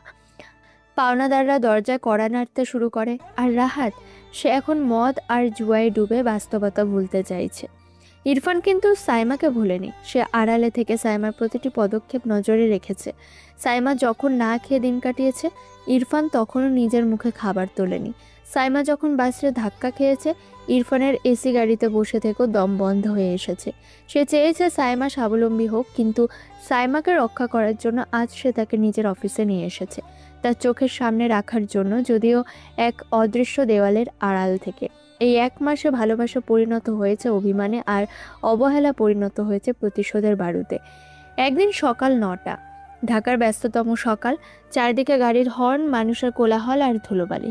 সাইমা এখন মিরপুরের এক চিপা গলির সাবলেট রুম, আর এই বাসস্ট্যান্ডই তার পৃথিবী। পরনে একটা সাদা সালোয়ার কামিজ, কাঁধে সস্তা ব্যাগ। রোদের তাপে সাইমার ফর্সা মুখটা ঘেমে একাকার। বাসের হেল্পার বলে, এই মহিলা, উঠলে উঠেন, নইলে রাস্তা ছাড়েন, গেটে খাড়াইয়া জ্যাম লাগাইয়েন না। ভাই, লেডিস সিট কি খালি আছে পেছনের দিকে? সিট দিয়ে কি করবেন? বাসে উঠাই তো ভাগ্য, খালি নাই, পরে আসেন। বাসটা কালো ধোঁয়া ছেড়ে চলে যায়। সাইমা দীর্ঘশ্বাস ফেলে। ঘড়িতে সময় দেখছে বারবার। আজ তার একটা ইন্টারভিউ আছে, দেরি হলে চাকরিটা পাওয়া হবে না। ঠিক তখনই রাস্তার জমে থাকা কাদা পানির ওপর দিয়ে একটা চকচকে কালো প্রাডো গাড়ি দ্রুত গতিতে ছুটে যায়। উফ আল্লাহ, এ কি হলো? গাড়ির চাকা থেকে ছিটকে আসা নোংরা কাদা সাইমার সাদা জামার এক পাশ পুরোপুরি নষ্ট করে দেয়। আশেপাশের মানুষ জটলা পাকিয়ে তাকায়, কেউ কেউ হাসাহাসি করে। এক পথচারী বলেন, বিচারি দিয়ে কি ধুইয়া খাবো?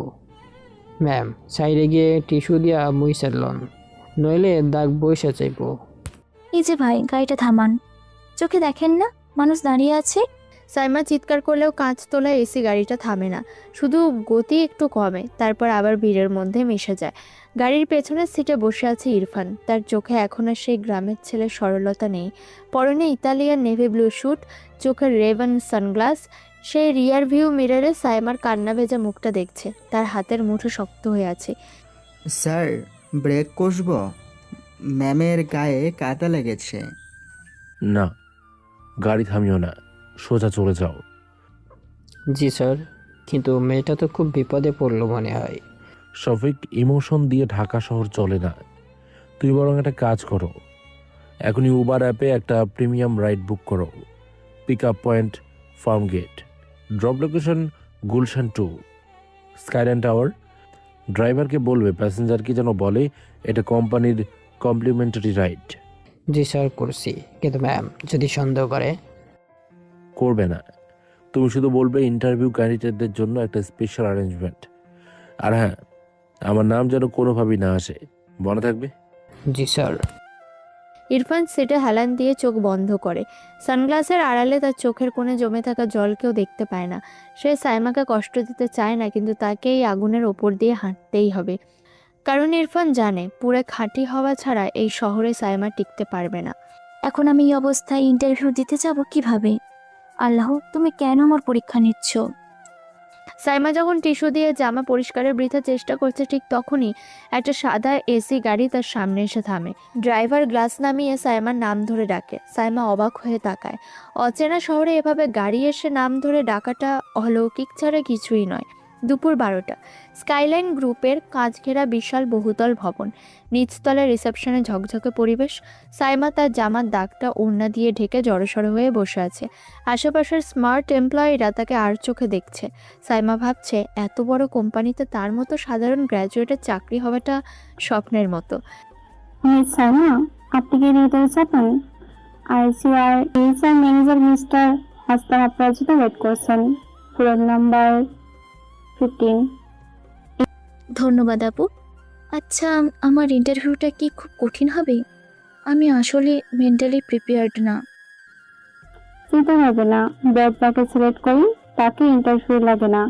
যান, লিফটে উঠুন। সাইমা দুরু দুরু বুকে 15 তলায় পৌঁছায়। কনফারেন্স রুমে একজন মাঝবয়সী ভদ্রলোক বসে আছেন। তিনি মিস্টার আসলাম, HR হেড। সাইমা অনুমতি নিয়ে ভেতরে ঢোকে। আসুন মিস সাইমা, বসুন। আপনার ফাইলটা আমি দেখলাম। স্যার আসলে আমার জামাটা রাস্তায় আসতে গিয়ে মানে আমি খুব সরি এই অ্যাপ্রিয়েন্সের জন্য। কাপড় দিয়ে যোগ্যতা বিচার আমরা করি না মিস সাইমা। আমাদের সিইও স্যার আপনার সিভি দেখে ইমপ্রেসড, আপনাকে সিলেক্ট করা হয়েছে। সিলেক্টেড মানে কোনো প্রশ্ন করবেন না? আমার কাজের অভিজ্ঞতা তো নেই। অভিজ্ঞতা তৈরি করে নেওয়া যায় কিন্তু সততা পাওয়া যায় না। আপনার কাজ হবে সিইও স্যারের পার্সোনাল অ্যাসিস্ট্যান্ট হিসেবে। স্যালারি মাসে 70,000, সাথে যাতায়াতের জন্য অফিসের গাড়ি। 70,000? স্যার আপনি কি মজা করছেন? আমি তো ফ্রেশার। স্কাইলাইন গ্রুপ মজা করে না, তবে একটা শর্ত আছে। এই চাকরিতে প্রাইভেসি হলো মেন। স্যারের কেবিনে অনুমতি ছাড়া ঢোকা নিষেধ। স্যার নিজের চেহারা পাবলিসিটি পছন্দ করে না। তিনি মিডিয়ার সামনে আসেন না। আপনাকে ব্লাইন্ডলি ইনস্ট্রাকশন ফলো করতে হবে, পারবেন? জি জি স্যার পারবো। আমার খুব টাকার দরকার। গুড, কাল সকাল থেকে জয়েন করবেন। আপনার অ্যাপয়েন্টমেন্ট লেটার আপনি আসতে পারেন। সাইমা ঘোরের মধ্যে ফাইলটা নিয়ে কেবিন থেকে বের হয়। সব কিছু কেমন যেন সাজানো নাটকের মতো মনে হচ্ছে। সে লিফটের সামনে এসে দাঁড়ায়। ঠিক সেই সময় ভিআইপি লিফটের দরজা খোলে। চারপাশ ঘিরে 4 জন বডিগার্ড, মাঝখানে একজন দীর্ঘদেহী পুরুষ। সাইমা লিফটে উঠতে গিয়ে প্রায় সেই লোকটার গায়ে ধাক্কা খাবার উপক্রম হয়। ম্যাম সরুন, side please, VIP movement. Sir আমি খেয়াল করিনি। সাইমা পিছিয়ে যায়। লোকটা একবারের জন্য ফিরে তাকায় না। তার পরনে কালো স্যুট, পিঠটা চওড়া। সে দ্রুত লিফটে উঠে যায়। লিফটের দরজা বন্ধ হওয়ার আগ মুহূর্তে সাইমার নাকে আসে এক তীব্র পরিচিত গন্ধ। এই পারফিউমটা, এটা তো সেই রাতের গন্ধ। চৌধুরী বাড়ির ছাদে ইরফানের গা থেকে ঠিক এই গন্ধটাই আসছিল। Channel blue. সাইমা লিফটের বন্ধ দরজার দিকে তাকিয়ে থাকে। তার বুকের ভেতরটা ধরাস ধরাস করছে। সে নিজেকে বোঝায় এটা মনের ভুল। ইরফানের মতো একটা পলাতক আসামি এত দামি পারফিউম মাখবে কোত্থেকে? আর সে এখানে বা কেন থাকবে? তবুও গন্ধটা মস্তিষ্কের নিউরনে গেঁথে যায়। অন্যদিকে বিকেল 4টে চৌধুরী ভিলার অবস্থা। যে বাড়িতে 1 মাস আগে বিয়ের সানাই বাজছিল, আজ সেখানে শ্মশানের নীরবতা। বাড়ির রং চটে গেছে, বাগানের গাছগুলো অযত্নে শুকিয়ে গেছে। ড্রয়িং রুমে সোফায় বসে আছেন দিলারা বেগম। তার পরনের শাড়িটা মলিন। সামনে টেবিলে কিছু আইনি নোটিশ ছড়ানো। রাহাত, ও রাহাত, আর কত গিলবি? দুপুর গড়িয়ে বিকেল হলো, তোর কি হুঁশ ফিরবে না? ব্যাংকের লোক এসেছিল আবার। রাহাত টলতে টলতে সিঁড়ি দিয়ে নিচে নামে। তার হাতে মদের বোতল, চোখ লাল, চুল উস্কো খুস্কো। 1 মাসে সে যেন 10 বছর বুড়িয়ে গেছে। ব্যাংকের লোক কি আমার শ্বশুর লাগে যে তাকে চা নাস্তা খাওয়াবো? ভাগিয়ে দাও মম। বলো বাবার হার্ট অ্যাটাক হয়েছে, এখন টাকা দেওয়া যাবে না। বললেই হলো, ওরা পুলিশ নিয়ে আসবে বলেছে। আমাদের সব অ্যাকাউন্ট ফ্রিজ করে দিয়েছে। ঘরে বাজারের টাকা নেই, কাজের বুয়ারা বেতন না পেয়ে কাজ ছেড়ে দিয়েছে। সব ওই অলক্ষী সাইমার জন্য হলো। ওই মেয়েটা যেদিন এই বাড়িতে পা রেখেছিল সেদিনই আমাদের কপাল পুড়েছে। সাইমাকে গালি দিচ্ছ কেন মম? আসল কালপিট তো তোমার ওই সৎ ছেলে ইরফান। শালা নিশ্চয়ই আলমারি থেকে ক্যাশ আর সোনাদানা সব নিয়ে পালিয়েছে, নইলে আমাদের এই অবস্থা হয়। ঠিকই বলেছিস, সাপকে দুধকলা দিয়ে পুষেছিলাম। পুলিশ ওকে খুঁজে পাচ্ছে না। ও নিশ্চয়ই ইন্ডিয়া বর্ডারে পালিয়েছে। নিচতলার বেডরুম থেকে আমজাদ সাহেবের কাশির শব্দ শোনা যায়। তিনি এখন বিছানায় শয্যাশায়ী। কথা জড়িয়ে যায়, প্যারালাইসিসের মতো অবস্থা। ইরফান, ইরফান রে, আমার ইরফান চোর না, ওরে ডাক। তোমার ওই গুণধর ছেলের নাম মুখে আনবে না। বাবা, মরার সময় হয়েছে তাও ছেলের নাম জপে যাচ্ছ। তোমার এই আদরের ইরফানই আমাদের পথে বসিয়ে দিয়ে গেছে। ঠিক তখন রাহাতের ফোন বেজে ওঠে। স্ক্রিনে লয়ার আঙ্কেল নামটা ভাসছে। রাহাত বিরক্ত হয়ে ফোনটা ধরে। হ্যালো আঙ্কেল, কি বলবেন বলুন? টাকা তো এখন নেই। রাহাত, টাকা দিয়ে আর কাজ হবে না। তোমাদের বাড়িটা নিলামে উঠে গেছে। ব্যাংক কালকেই নোটিশ ঝোলাবে। একমাত্র একটা রাস্তা আছে। নিলাম মানে কি? এটা আমাদের চৌধুরী ভিলা। কী সব কথা বলছেন আপনি? শোনো, ব্যাংকের লোনটা থার্ড পার্টি কিনে নিয়েছে।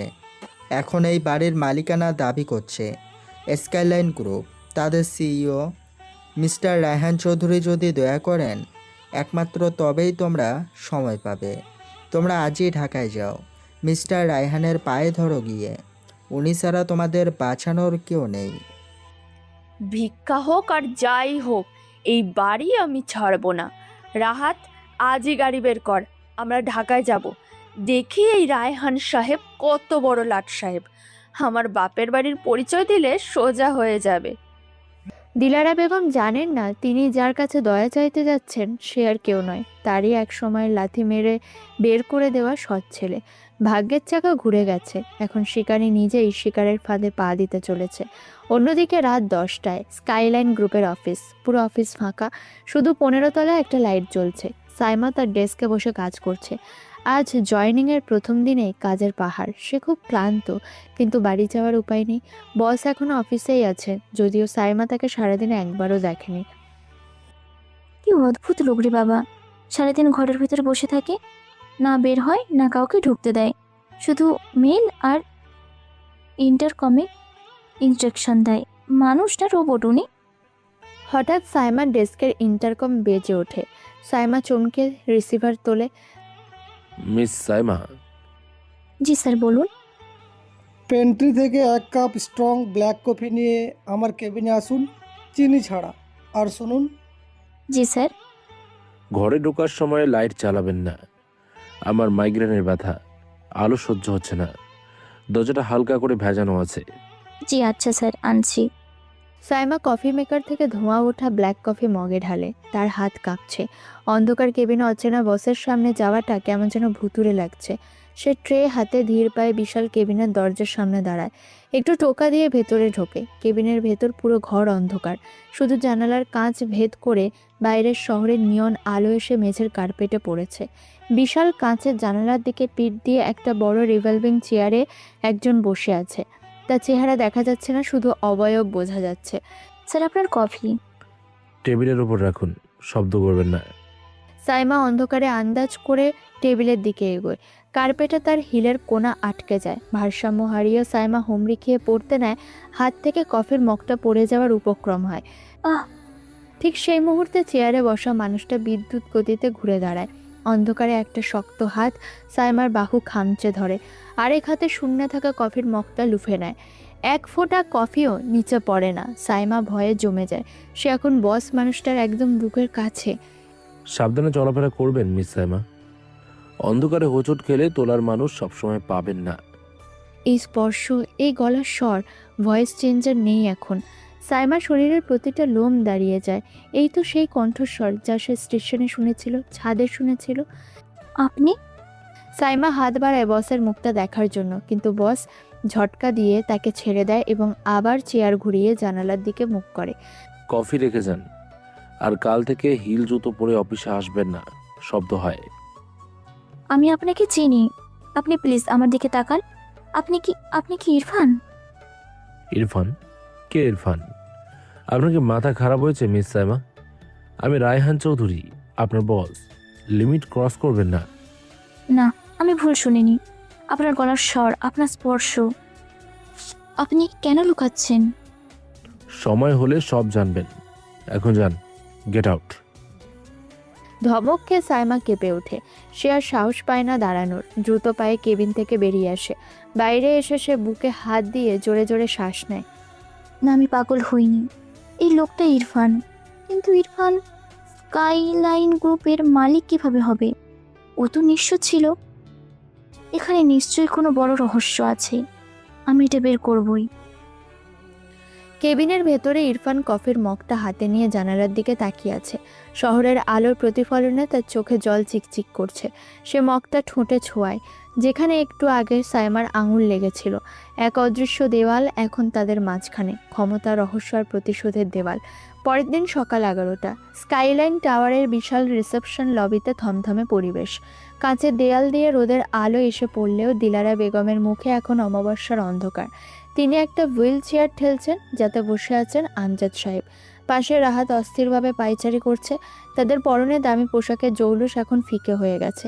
রিসেপশনের এক কোণে সাইমা ফাইল হাতে দাঁড়িয়েছিল। সে দিলারা বেগমকে দেখে চমকে ওঠে। তুই তুই এখানে কি করছিস? ও, বুঝেছি, তুইও নিশ্চয় এখানে চাকরি নিয়েছিস আমাদের সর্বনাশ দেখার জন্য।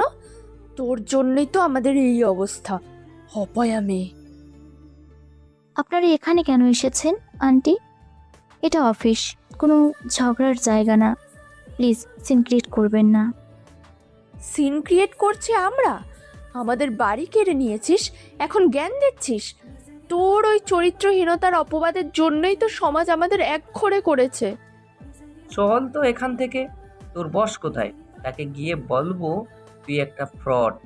রাহাত সাইমার হাত ধরাতে সাইমা নিজেকে ছাড়ানোর চেষ্টা করে। ঠিক তখনই দুজন সুঠামদেহী সিকিউরিটি গার্ড এসে রাহাতকে ধাক্কা দিয়ে সরিয়ে দেয়। রাহাত টাল সামলাতে না পেরে মেঝেতে পড়ে যায়। Sir, behave yourself. এটা স্কাইলাইন গ্রুপ। এখানে বেয়াদবি করলে ঘাড় ধাক্কা দিয়ে বের করে দেবে। তোরা জানিস আমি কি? আমি চৌধুরী ভিলার। আপনি যেই হন আমাদের দেখার বিষয় না। আমাদের সিইও স্যার আপনাদের ডেকেছেন। আর মিস সাইমা স্যার আপনাকে মিটিংয়ে থাকতে বলেছেন। আমাকে? কিন্তু কেন? স্যারের অর্ডার ম্যাম, প্লিজ ভেতরে চলুন। সাইমা অবাক হয়ে দিলারা আর রাহাতের দিকে তাকায়। তাদের চোখে এখন ভয়ের ছাপ। লিফটে ওঠার সময় আমজাদ সাহেব সাইমার দিকে তাকিয়ে বিড়বিড় করেন আর বলেন, মারে তুই কি জানিস এই রায়হান সাহেব কে? উনি কি আমাদের এই বাড়িটা ফিরিয়ে দেবেন? আমি জানি না আঙ্কেল, তবে উনি খুব কড়া মানুষ। আপনারা সাবধানে কথা বলবেন। বিশাল কনফারেন্স টেবিলের এক পাশে দিলারা, রাহাত আর হুইল চেয়ারে আমজাদ বসে আছেন। এসির ঠান্ডা বাতাসে রাহাত ঘামছেন। সাইমা দাঁড়িয়ে আছে দরজার কাছে।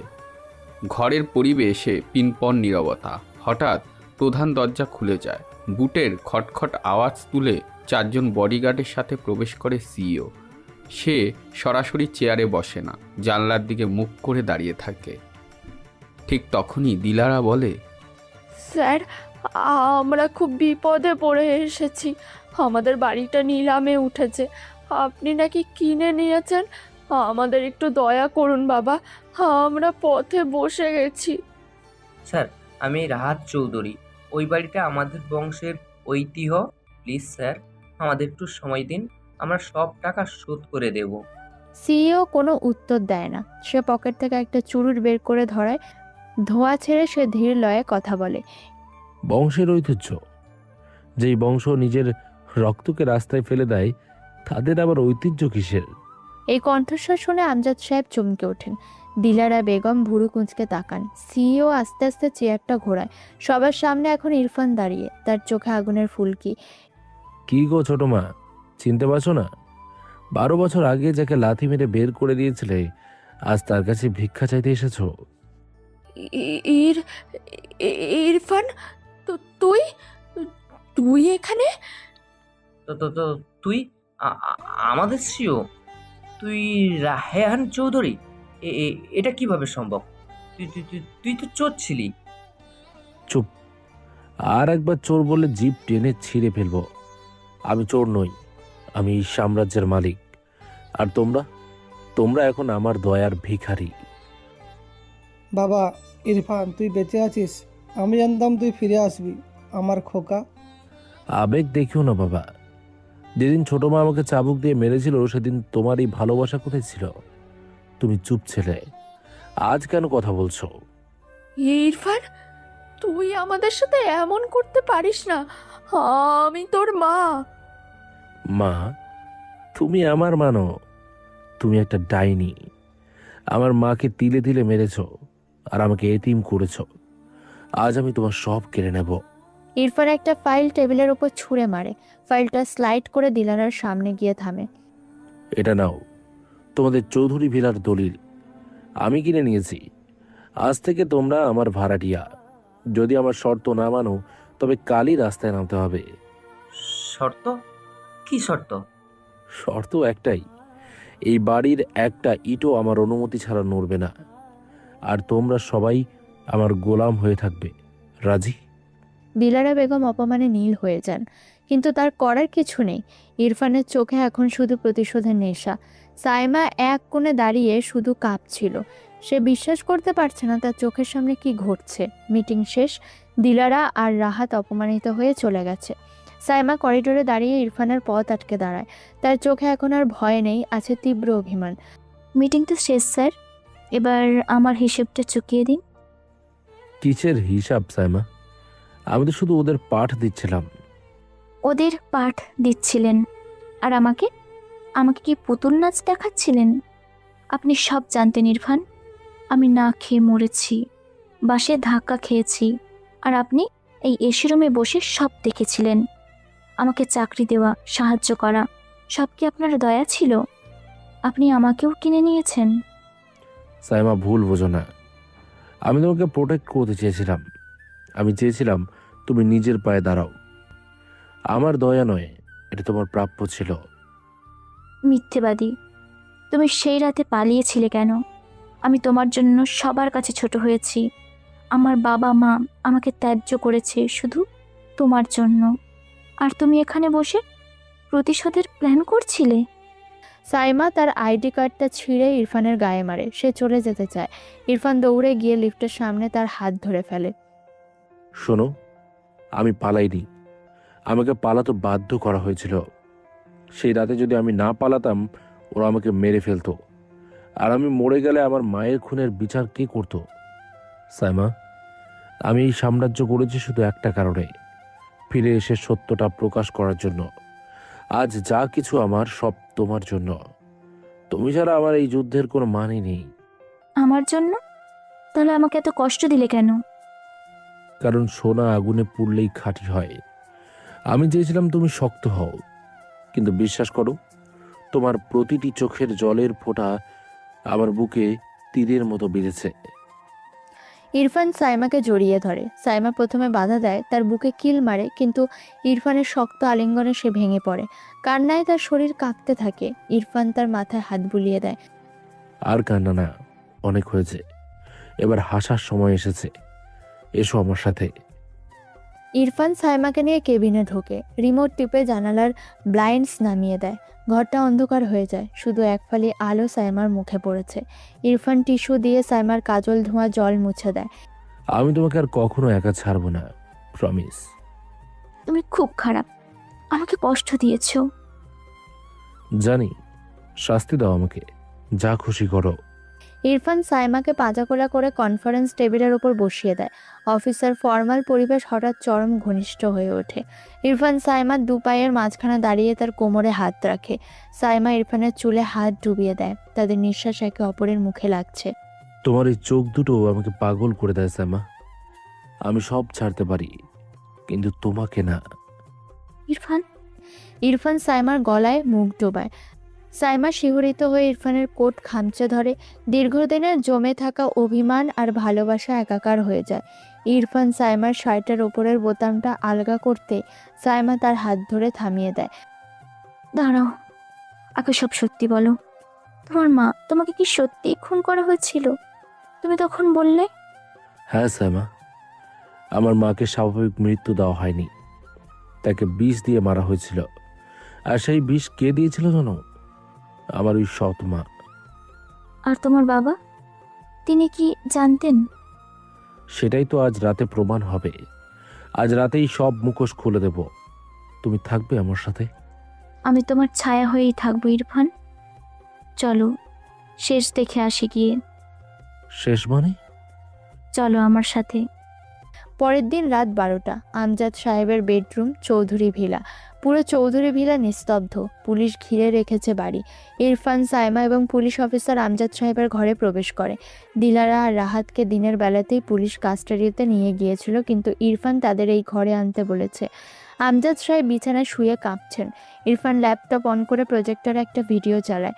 ভিডিওতে সেই পুরনো কাজের বুয়া রাহেলা খালা বলছে, বড় মালকিন মানে ইরফানের মা খুব ভালো মানুষ ছিল, কিন্তু ছোট মালকিন মানে দিলারা তারে সহ্য করতে পারতো না।